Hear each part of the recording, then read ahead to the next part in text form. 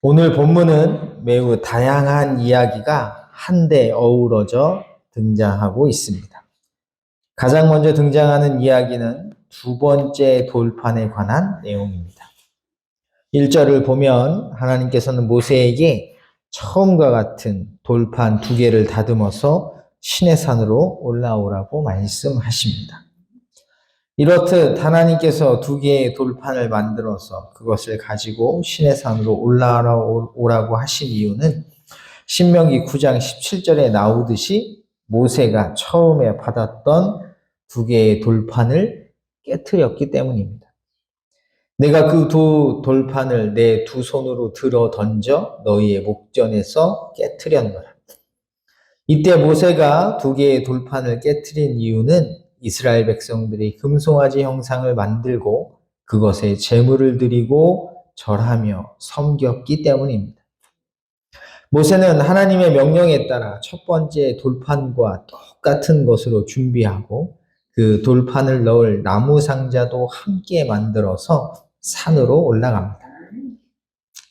그러자 하나님께서는 모세가 새롭게 만들어 온 두 번째 돌판에 첫 번째 돌판에 쓴 내용을 똑같이 써주시죠. 바로 십계명입니다.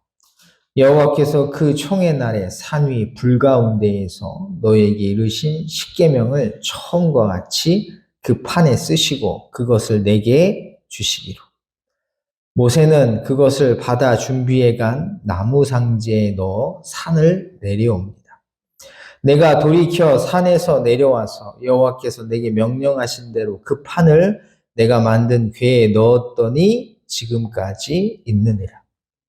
이어서 6절에서는 아론의 죽음에 관해 설명하죠.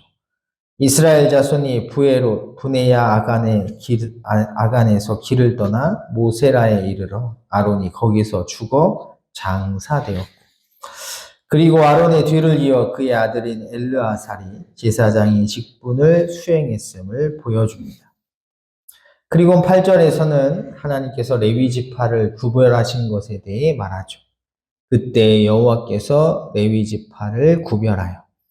이어지는 내용을 보면 하나님께서는 구별한 레위 지파에게 세 가지의 할 일을 주십니다. 여호와의 언약궤를 매게 하며 여호와 앞에 서서 그를 섬기며 또 여호와의 이름으로 축복하게 하셨습니다.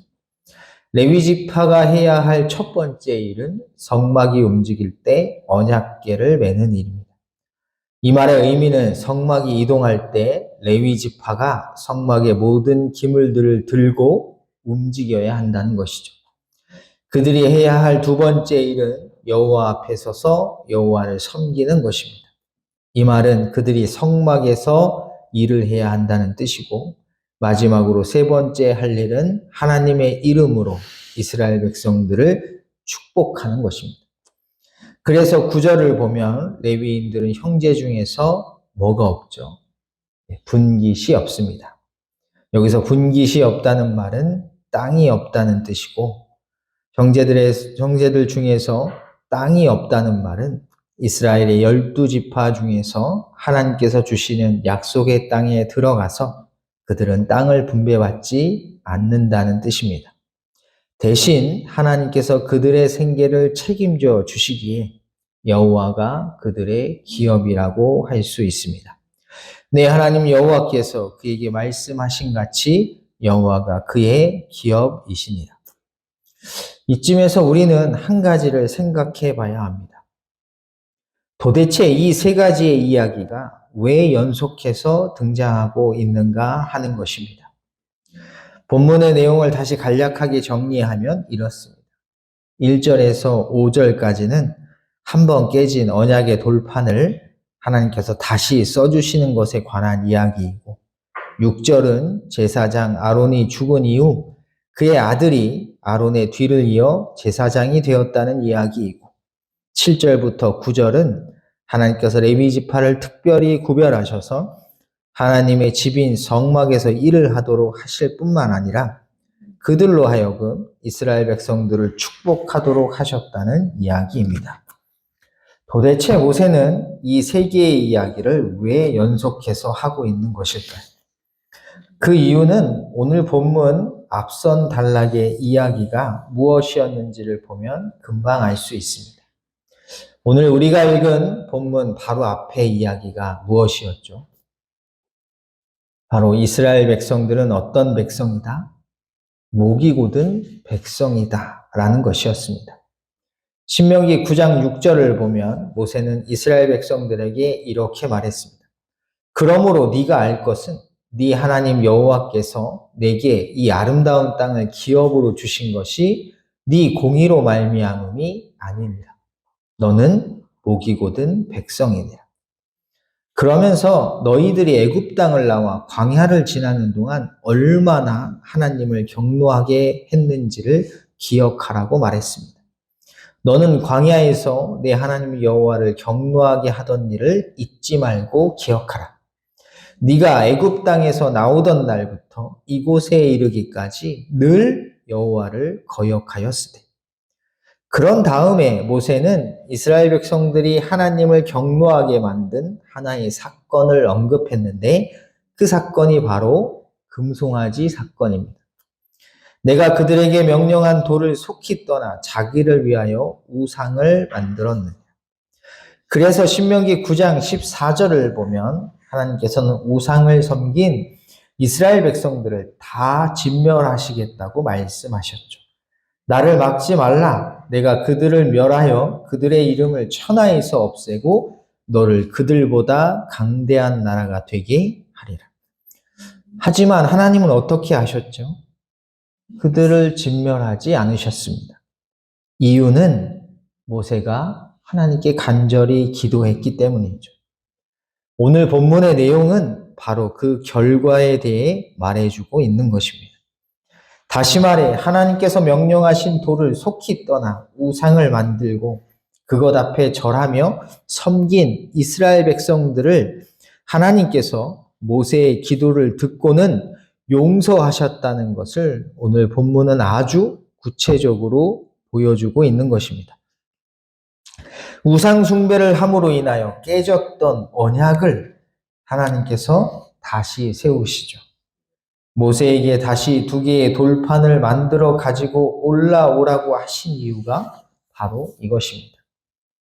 또한 아론이 죽은 이후 그의 아들인 엘르아살로 하여금 아론의 뒤를 이어 제사장이 되도록 하십니다. 여러분, 신의 산에서 아론이 뭐 했죠? 우상 숭배할 때 아론이 뭐 했습니까?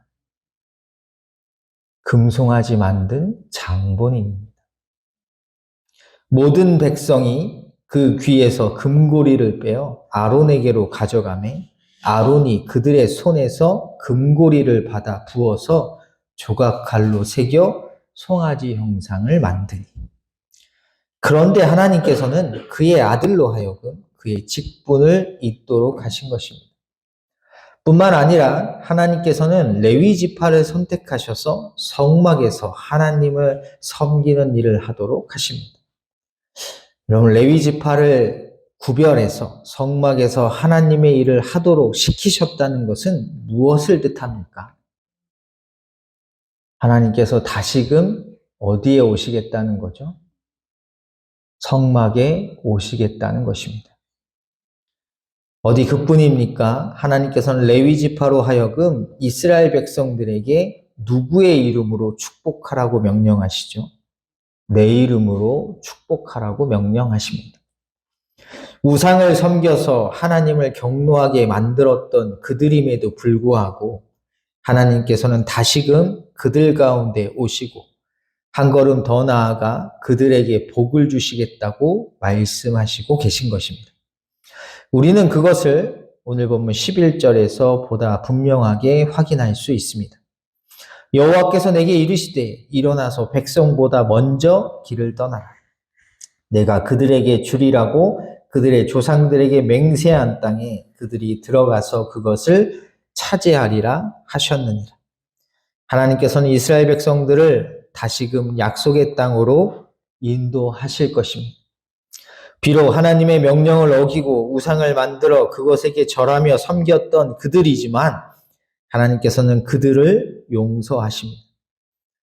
그 이유는 오늘 본문 10절에 나오듯이 누구의 기도를 들으셨기 때문입니까? 모세의 기도입니다.